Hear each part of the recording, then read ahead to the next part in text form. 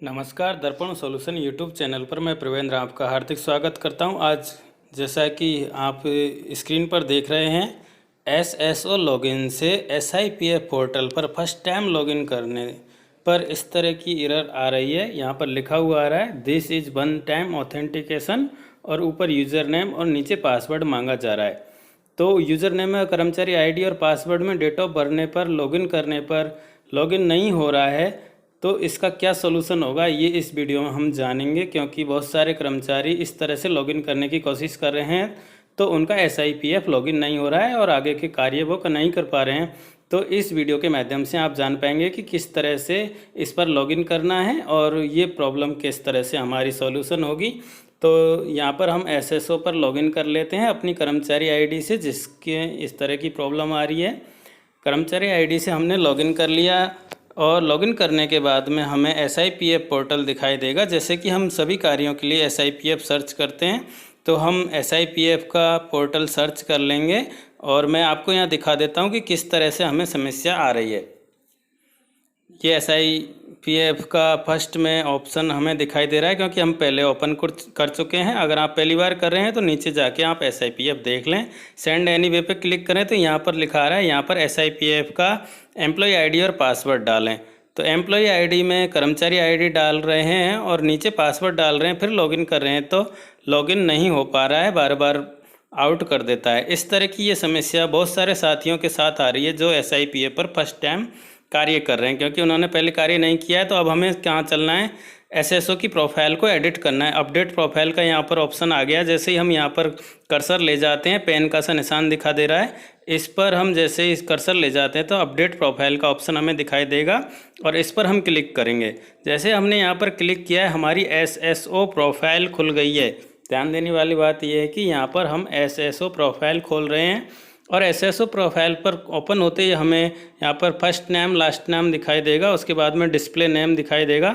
इन सारी चीज़ों को आप सही से चेक कर लें और अगर कोई गलत एंट्री है तो उसको एडिट करके सही कर दें। अब हम यहाँ बात करेंगे एम्प्लॉय आईडी की। जैसे हमने एसएसओ प्रोफाइल ओपन किए, यहाँ पर हमारी एम्प्लॉय आईडी ओपन कर लेंगे, क्योंकि यहाँ पर कुछ नहीं दिखाई दे रहा था, खाली ही दिखाई दे रही थी। हमारी एम्प्लॉय आईडी यहाँ पर शो नहीं हो रही थी। कर्मचारी आईडी जिससे हमने एसएसओ आईडी बनाई है वो कर्मचारी आईडी यहाँ पर हमें शो नहीं हो रही थी, इसलिए हमने यहाँ पर इस पर एडिट बटन पर क्लिक किया। अगर आपके यहाँ पर कर्मचारी आईडी शो हो रही है तो कोई दिक्कत नहीं है, आप सिर्फ प्रोफाइल अपडेट कर दें। अगर आपके यहाँ पर कर्मचारी आईडी शो नहीं हो रही है तो इस तरह से आप एडिट बटन पर क्लिक करेंगे और ऊपर कर्मचारी आईडी भरेंगे, नीचे डेट ऑफ बर्थ भरेंगे और फिर यहाँ वैलिडेट बटन पर हम क्लिक करेंगे। कर्मचारी आईडी भर के नीचे पासवर्ड में हमने जन्म दिनांक भरी, लगातार जैसे डेट मंथ और ईयर। जैसे हम भरकर वैलिडेट करेंगे तो वैलिडेट करने पर हमें ये मैसेज दिखाई देगा, अलर्ट एसआईपीएफ एम्प्लॉय आईडी जो है वो मैप हो चुकी है सक्सेसफुली। तो ये SIPF employ ID not map का जो मैसेज किसी भी साथी के शो हो रहा है वो इस तरह से अपना कार्य करें। अपनी एसएसओ प्रोफाइल ओपन करें और उसमें कर्मचारी आईडी का जो ऑप्शन है उस पर एडिट बटन पर आकर अपनी कर्मचारी आईडी और पासवर्ड में जन्म दिनांक भरें और उसके बाद में आप आगे कार्य करेंगे तो आपको समस्या नहीं आएगी। मैंने यहाँ पर ये कार्य कर लिया है और मेरे पास मैसेज आ गया है, एसआईपीएफ एम्प्लॉय आईडी जो है वो इस एसएसओ से मैप हो चुकी है।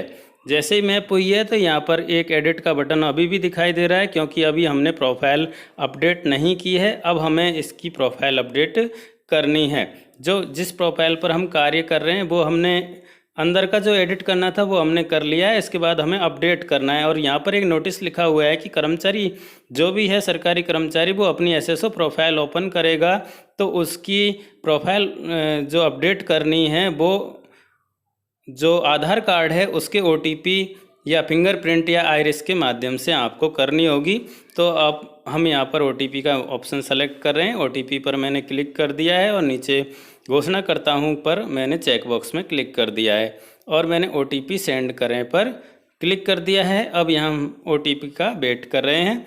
आप वेट कर लें। आपने जो ईमेल आईडी दी है उस ईमेल आईडी को चेक कर लें, जो मोबाइल नंबर दे रखा है उस मोबाइल नंबर को चेक कर लें।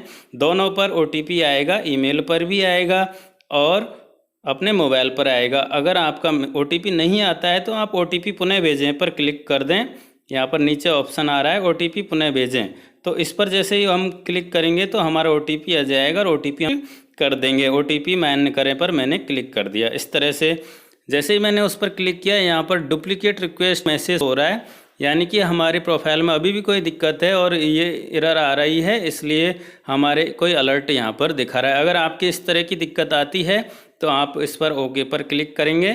एक बार अलर्ट देख लें, डुप्लीकेट रिक्वेस्ट का यहाँ पर मैसेज आ रहा है कि आप डुप्लीकेट रिक्वेस्ट कर रहे हैं, यानी कि कोई गलती कर रहे हैं। SSO प्रोफाइल पर हमने अभी भी कोई गलती छोड़ दी है, उस गलती को हमें चेक करना है।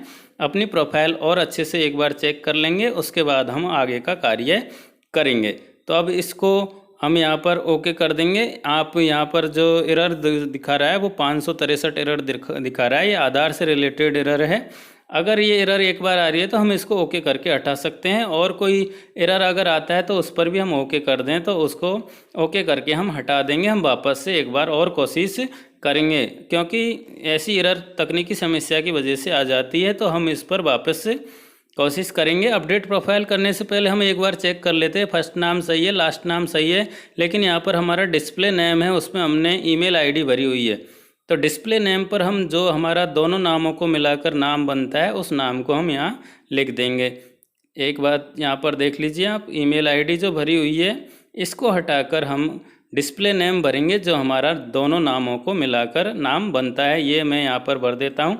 अगर और भी आपको एंट्री करनी है तो आप पोस्टल एड्रेस एंटर कर सकते हैं, पोस्टल कोड एंटर कर सकते हैं, अपना डिस्ट्रिक्ट वगैरह एंट्री कर दें। मैं यहाँ पर ज़्यादा कुछ एंट्री नहीं कर रहा हूँ, सिर्फ मुझे SIPF कर्मचारी ID एडिट करनी थी, अपडेट करनी थी SSO प्रोफाइल पर, तो वो कार्य मैंने कर दिया है। उसके बाद में डिस्प्ले नेम मैंने सही कर दिया है। मैं वापस अपडेट पर क्लिक कर रहा हूँ।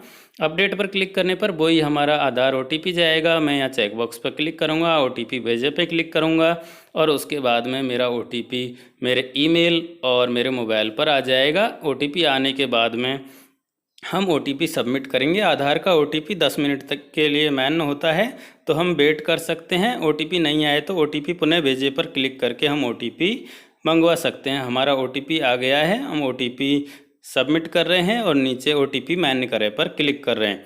जैसे हम OTP सबमिट करेंगे और मान्य करें पर क्लिक करेंगे, हमारे प्रोफाइल अपडेट होने का मैसेज हमारे सामने दिखाई देगा। ये मैसेज हमारे मोबाइल पर भी जाएगा। तो ये हमारी प्रोफाइल अपडेट होने का मोबाइल और मेल पर भी जाता है। ये जो अपडेट हुई है हमारी प्रोफाइल, तो हम देख लेंगे कि हमारी SSO प्रोफाइल अब अपडेट हो गई है। इस तरह से हमारा जो इंटरफेस दिखाई देता है उस पर हम वापस से अपनी प्रोफाइल पर जाकर देख रहे हैं कि कुछ अपडेट हुआ है या नहीं।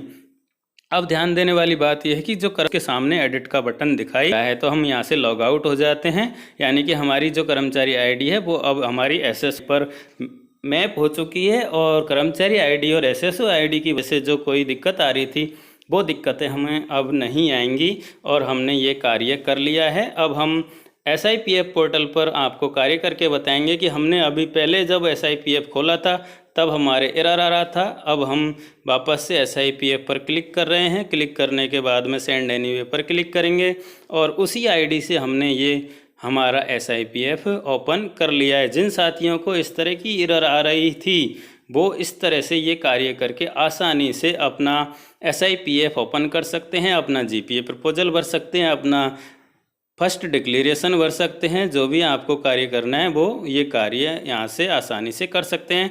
मैं आपको जो प्रोफाइल ओपन की है उसके बाद में अपना GPA प्रपोजल यहाँ पर भर कर दिखा रहा हूँ। जैसे ही हमने GPA प्रपोजल पर क्लिक किया, हमारे सामने GPA प्रपोजल खुल गया है और हमने यहाँ पर 220 वाली स्लैब सेलेक्ट कर ली है। नीचे नॉमिनी हमें दिखाई दे रहा है। नॉमिनी के सामने हमें कई ऑप्शन दिखाई दे रहे हैं, नाम, DOB, रिलेशन, जेंडर और GPA। तो GPA पे यहाँ पर चेक बॉक्स बना हुआ है, इस चेक बॉक्स पर हमें टिक करना है और टिक करने के बाद में शेयर में % लिखना है। तो उसमें हमें जैसे हमें 100% देना है तो सिर्फ 100 लिखकर छोड़ना है, प्रतिशत का चिन्ह नहीं लगाना है। 100 लिखकर हमने छोड़ दिया है। नीचे सबमिट बटन है लेफ्ट हैंड की तरफ और यहाँ पर हमें सबमिट कर देना है। अगर आपकी नॉमिनी डिटेल शो नहीं हो रही है तो अपने DDO से नॉमिनी ऐड करवा लें। इस तरह से यहाँ OTP का मैसेज आएगा। यहाँ भी आधार से इसको वेरीफाई किया जाएगा। OTP आधार वाले नंबर पर या मेल पर जाएगा, तो आप अपने आधार पर कनेक्टेड मोबाइल नंबर को चेक करें और सबमिट OTP पर क्लिक करें। जैसे हम यहाँ सबमिट करेंगे यहाँ पर भी कुछ एरर आ सकती है, तो उसको भी आप ओके करके हटा दें। उसको सोचने की ज़रूरत नहीं है कि एरर क्यों आ रही है। तो आप यहाँ जैसे ही सबमिट करेंगे OTP, तो इस तरह से थोड़ा सा टाइम लेगा और टाइम लेने के बाद में हमारी यहाँ पर प्रोसेस कंप्लीट हो जाएगी और हमारा OTP सबमिट हो जाएगा। यहाँ पर ऑब्जेक्ट रेफरेंस नॉट इस तरह की एरर आ रही है, इसको ओके कर दें, वापस से सबमिट कर दें।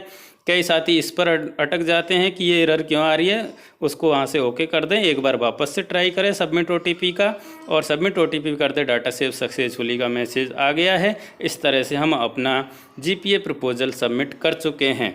यानी कि कितनी आसानी से हम GPA सबमिट कर चुके हैं। इस तरह से आप भी अपना GPA प्रपोजल SIPF के माध्यम से कर सकते हैं और उसकी PDF भी आप इस तरह से सेव कर सकते हैं। क्योंकि मैं यहाँ पर कंप्यूटर पर कार्य कर रहा हूँ, यानी कि PDF मोबाइल पर सेव करने का ऑप्शन नहीं आएगा, इसलिए आप मोबाइल पर परेशान नहीं हो। उसके लिए कुछ और टेक्निक लगाकर आप ले सकते हैं, लेकिन डायरेक्ट यहाँ पर PDF का ऑप्शन मोबाइल पर नहीं आएगा। मैंने यहाँ पर लैपटॉप पर कार्य किया है, इसलिए यहाँ पर PDF में सेव करने का ऑप्शन मुझे मिल गया है। यहाँ पर मैं अपनी ID से लॉग आउट हो जाता हूँ। इस तरह से हमने आसानी से SSO प्रोफाइल अपडेट कर ली है, और जो कर्मचारी ID नॉट मैपिंग की एरर आ रही थी वो भी हमने दूर कर ली है, और हमारे जो भी कार्य हैं अब हम आसानी से कर सकते हैं। आशा करता हूँ आपको वीडियो पसंद आया होगा। वीडियो पसंद आया है तो लाइक करें, कमेंट करें, और जिन दोस्तों को ये दिक्कत आ रही है उनको ये वीडियो ज़रूर से ज़रूर शेयर करें। और आप हमसे YouTube और Facebook पर जुड़ सकते हैं। आप दर्पण सॉल्यूशन सर्च करें। हमारा चैनल YouTube और Facebook पर उपलब्ध है। जहाँ भी आपको कोई समस्या होगी आप हमसे संपर्क करें। वीडियो देखने के लिए बहुत बहुत धन्यवाद। इसी तरह से आप अपना प्यार देते रहें, जुड़े रहें दर्पण सॉल्यूशन के साथ। बहुत बहुत धन्यवाद।